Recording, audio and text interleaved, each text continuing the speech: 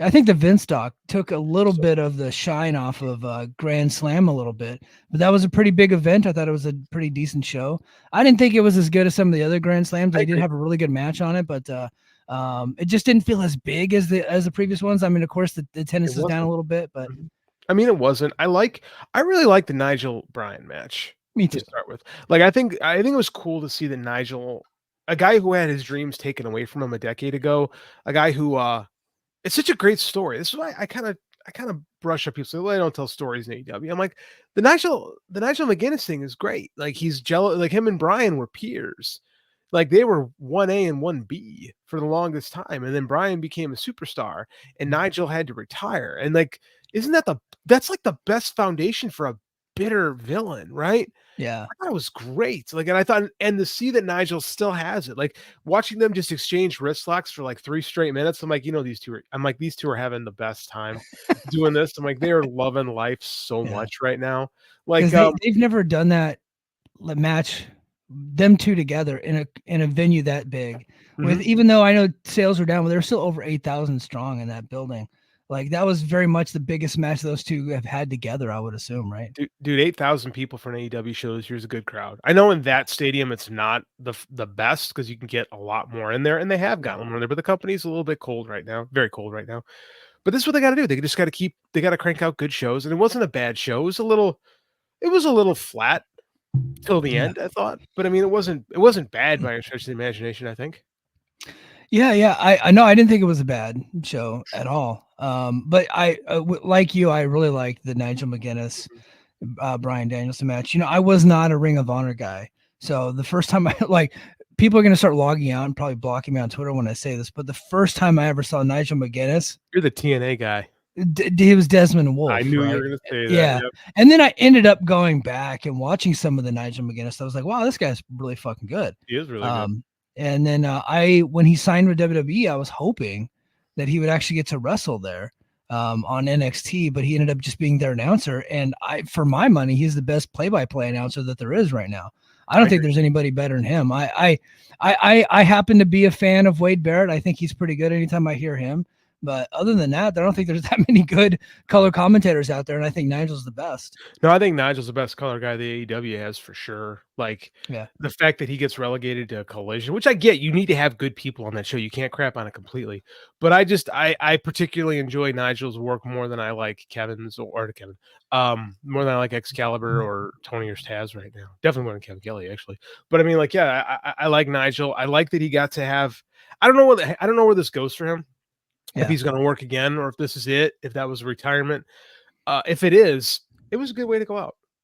It was. Part of me wants to see him do it, keep going and keep wrestling. But there's also the part of me that understands where AEW is at and where he is at in his career. I think it's actually smarter for him to continue on with his commentary deal and just keep doing commentary. And maybe if he wants to come out of retirement once or twice a year, but I don't see him like overstepping a lot of the people that they have on that roster. He's still very good, Mhm. but he's got to be what 45, 46 years old Yeah, at this probably point. somewhere on there. Here's what Yeah. I would just Are you familiar with the Piper Soli Morocco angle from Georgia in 81, I believe? Oh, I am, but please explain. So, okay, I believe it's 81 on TBS. Piper, like everyone gives Jesse Ventura the credit for being the first heel color commentator. That's not true. Piper pioneered that on Yeah. TBS, right? So national cable, right, with the satellite. But because it wasn't in WWF, it doesn't get the credit. So, but people watched it. Like people were watching a lot of that. So I get tired of the Vince apologies. Anyway, so they had this angle where Morocco had been infuriating Gordon. So like Don Morocco, Mason Morocco, had came after Gordon Soley. Gordon is the most beloved play-by-play man in the world, like in the country at the time. Everybody loved Gordon Soley, like especially because TBS had that reach everywhere. So, and Soley's partner was Piper, and Piper was doing the heel commentator thing way before Jesse Ventura was. Well, they did a thing, and if you ever watch WCW, I mean the World Championship Wrestling TV show, they always had the guys come out to the podium to cut their promos, and usually Gordon was right there with them. Well, Morocco comes at Gordon and starts getting really aggressive with Gordon. And Piper has had enough. And the two of them start shouting at each other. And then Piper beats Morocco's ass. And that brings out Ole Anderson a week later. And then Piper gets into it with Ole. Now, at that point, Piper is a full blown babyface. Yeah. Like, and this is because this is what happened with Jesse, too, is when you're such a great heel commentator, you become beloved. Right. Yeah. And that because Piper was just so entertaining. He was the originator of that position. Mm-hmm. And he was also the number 2 heel in the company behind Ole, right? Mm-hmm. Because he was still wrestling at the time too. So he would wrestle and do commentary. It wasn't like today where like if somebody was the color commentator, that's all that they did. Like they would kind of rotate people in and out. Gordon was the constant, but Piper did it a lot, but he wasn't like the only guy that was doing that. Yeah, he was just the most popular. He Yeah, was what people loved. Yeah, and he was the number 2. He ends up does a full babyface turn. And then I think they got to the match, but Piper quickly left and went to Mid Atlantic, right? Piper rode that wave of fame to Crockett, where he feuded with Flair, had a couple runs with the U.S. title as a babyface, and Piper runs that. So this is like a 2-year Piper babyface run, because when you go back to the first Starrcade '83, again that's Crockett, Piper and Valentine are fighting for the U.S. title. In the dog collar match, Piper is a babyface. Yeah. So he wins that match in November, like Thanksgiving weekend '83. By January of '84, he's a heel manager in WWF. Yeah. Right. Because they had seen him on TBS the year prior. It was like we could bring that up here and get that over, and sure as shit they did. Of course, Piper was one of the all-time great guys on the microphone. So my thought is you could do that. Now that you've established that Nigel could come back. Yeah. You can do that. You can absolutely do that with Nigel. And I think because people know and like and respect Nigel, I think if you reran that angle, you could do something really cool, because they haven't done that in AEW really. No, they did it a couple of times in WWE. I think they did it with Taz and Jerry Lawler one time, which I think did get over, but just Taz couldn't go anymore at that point, so I don't think they ever did much with it. And launched Taz's announcing career is what it really did, what that whole angle really did. Yeah. That's really all they did. But in the close of the match, he was tapping out and he was saying thank you, but they bleeped it out, assuming he said fuck you. Which honestly, for the censors, like, great assumption. Yeah, like I get it. I mean, you. It's very easy to make that, because who says thank you after being in a submission? Like, the fuck you makes much more sense. But it's knowing that and knowing the story behind it, where Nigel, it's very Balboa, right? Yeah, it's very Rocky Balboa. He just wanted one more round. He wanted one more shot at the champ. Yeah. One more time to prove that he could. And it was a 30-minute match. It was a good 30-minute match. So it was. I think it wasn't like the modern style that you would normally see, and that's why I liked it. Me too. Because it was more of a throwback type of match to a different era. Kind of the era, I'm not going to say his name. I'll say Fit Finlay. I won't say the other guy that also wrestled kind of like Fit Finlay, the Canadian guy that, did the horrible things. But it kind of reminded me of one of those types of matches. You know what I mean?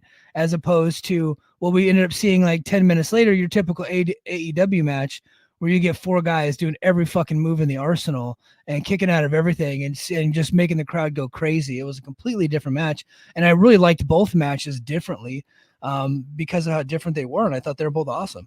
I think this is the strength of AEW is the willingness to do different styles of matches within the same show.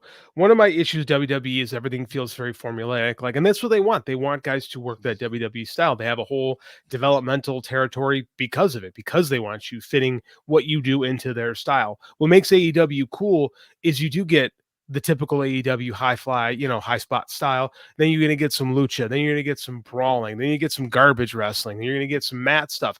And then you get this thing, which is essentially, I kind of looked at it as like a World of Sport throwback a little bit, like definitely inspired by the World of Sport stuff. And then it kind of evolves into like that mat-based Ring of Honor early 2000s style that Brian and Nigel were known for. And like, it was pretty great. And they did a callback to the spot where they did the spot where Nigel gets his head busted open, but this time Nigel was smart enough to take it on the shoulder and not on his face like an idiot. So it was like, I'm like, if Nigel does this again, I'm going to reach through my TV and hit this man.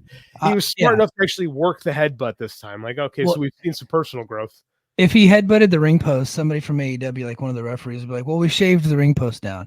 It was completely safe." They probably honestly, they probably would do that. And now that you've spoken that into the ether, I'm sure someone is listening in the room, and that will be a thing. Yeah, yeah, But I really enjoyed the match. I do think that we have another interest in Nigel. I do think they should plot that out at some point and do the Piper angle with him. So, yeah. suggestion. What'd you think of the Young Bucks versus Fletcher and Osprey? Hot take? Yeah, I'm bored with the Young Bucks, man.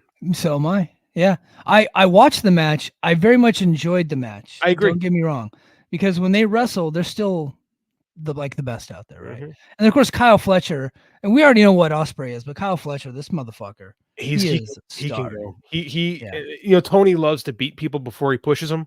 So I do think they're gonna do something big with Kyle Fletcher, and I think they should. The kid's immensely talented. yeah. I just can't get invested in a Young Bucks match right now. Same here. Like I said, it was a really great match. You can give it all the stars you want; they don't matter. Um, the shitty part is I did not really care about the outcome. Nope. I didn't care going into it, but I still very much enjoyed it. If that makes sense. I'm the same boat. I can look at it and I can go, this is a good match, technically speaking. Like it's Yeah, enjoyable. The crowd's into it. I'm so cold on Matthew and Nicholas Jackson right now. I found myself playing with my phone a lot of time with in that match. Like they had a hard time keeping my attention span, to be honest with you. And I love Will Ospreay. I yeah. just I don't know when the Bucks show up for stuff lately, and I'm not trying to be Jim Cornette or anything like that. I just have a hard time being invested because I think this whole elite run the company thing completely petered out and it never really made sense. And I don't think they're doing a very good job with this, quite frankly. Yeah, me no, I feel the same way. And not only that, John Moxley is coming in with his new version of the BCC and is doing a takeover much better Much, much than better. than what the Young Bucks and Okada were doing. Hmm. And so that's the interesting storyline. No matter what they do, just no matter how many things they kick out of, I really just don't care at this point. Uh-huh. I've seen it, man. Like Yeah, I've seen it before, and I know the Bucks are trying to do something else, but I mean, like at the end of the day, like some guy wrote this big article, and I think it was King of the North actually tagged me in this, and it was like this big thing of why he just can't get into Kenny Omega matches, and I'm like, this dude's crazy, yeah, like, but everything he said about Omega, it's like that's how I feel about the Young Bucks. yes, yes, yeah. So maybe the guy is not crazy. Maybe he's seeing something that we're just not seeing. I didn't read that, by the way. There's too many words, but Oh, far too much. And he wrote it. It looked like he wrote it on a Smith Chrono typewriter. So I yeah, mean, like it was. I mean, fine. Everyone can have their opinion. I'm not pooping in a guy's opinion. I'm just saying, like, I think Kenny Omega matches are great. I think Kenny Omega does get people emotionally invested. Those Kenny Omega John Moxley matches had heat, were fun, were awesome. We saw what he did with Moose and TNA. Like, I think yeah. every time Kenny gets in the ring, it's something special. I don't feel, and I used to feel that way about the Young Bucks, but I just don't anymore. They're so stale. Yeah, they are. Speaking of the Young Bucks, transferring heat has a good point. Let's go ahead and talk about this right now. So after, I guess the next morning, after the match was over, they're traveling. And guess who they run into? This guy, uh, one of the stars of the McMahon documentary, All Elite Shane, Wrestling's Shane McMahon. Shane O'Mac himself. I mean, they're teasing it so much, like you would think it's got to happen, but then there's a part of me that's like they're teasing it so much because it's not actually going to happen. I mean, that's actually right up their alley. Yeah. That's actually something that they would do. Um, I don't know, man. I mean, like I was more open to this than most people were.